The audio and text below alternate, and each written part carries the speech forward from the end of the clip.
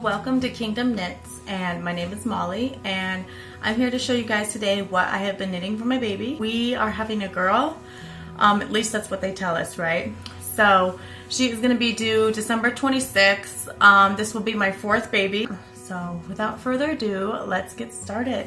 So one of the first things I knit and all during this pregnancy, and this was before I even knew she was a girl, was the Bits and Pieces hat. So this is it.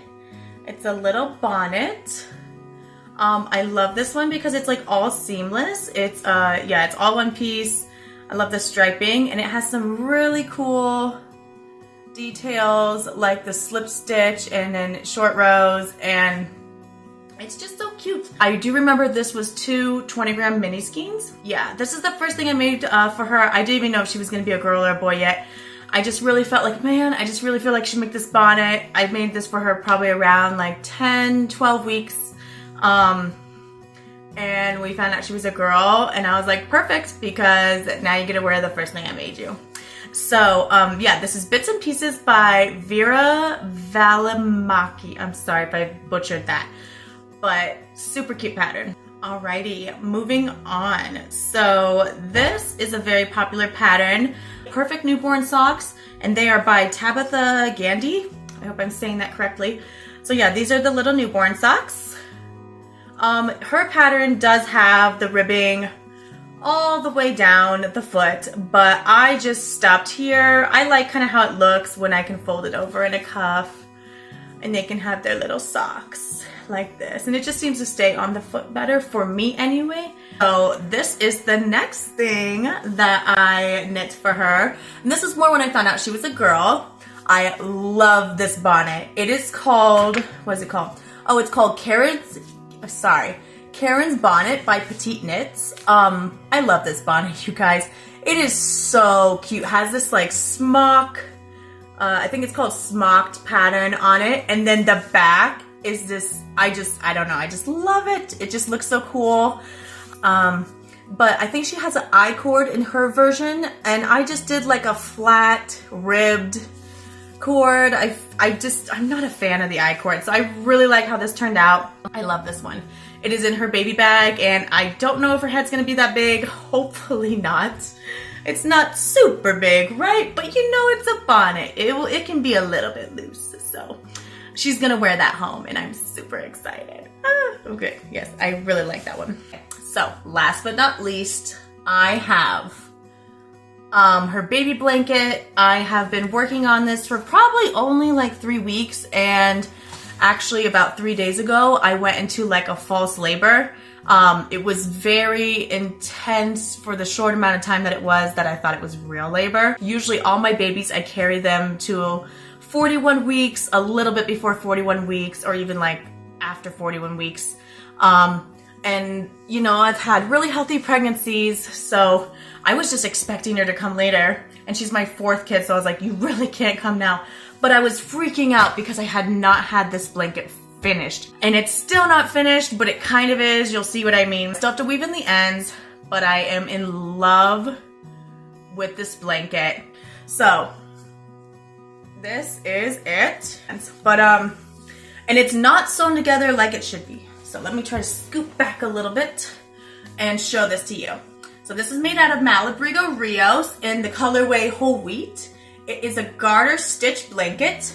It's called Four Corners by Purl Soho. I love their patterns as well. They have really fun construction. But what it is you pretty much start with this triangle right here.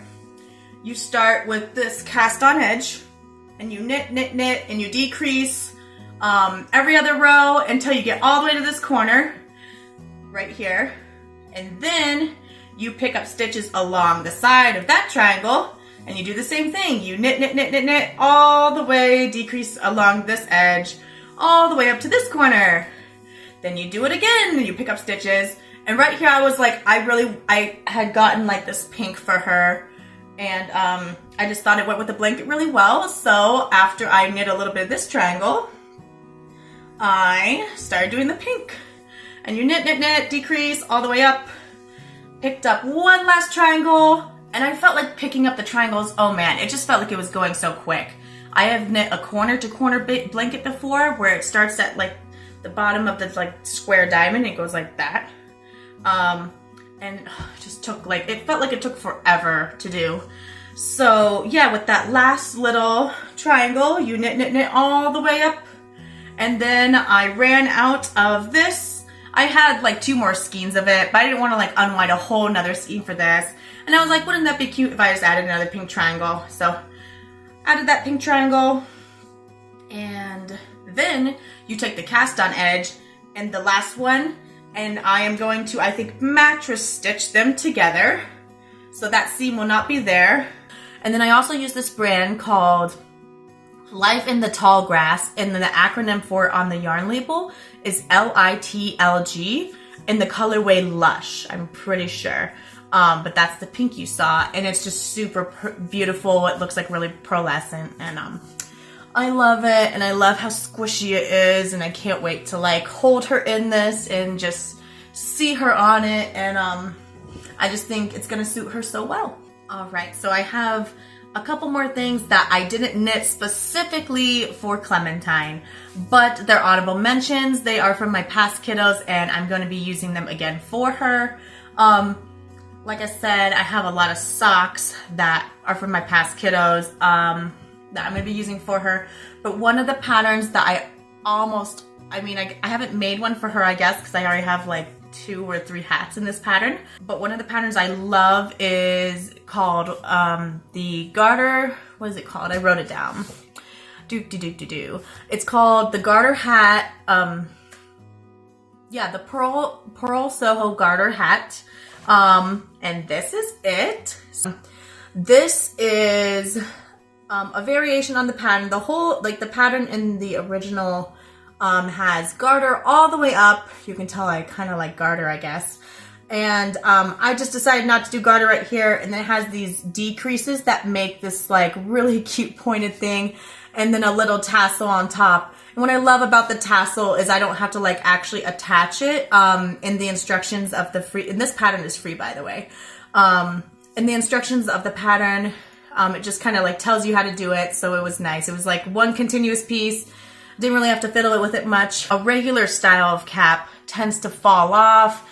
It tends to like, you know, like, or come down too low in their eyes, and they just turn so much that it just gets out of place. So I love this style hat, the Garter Earflap Hat, because of the shape of it. This is the front where like you know, the profile of the baby would go.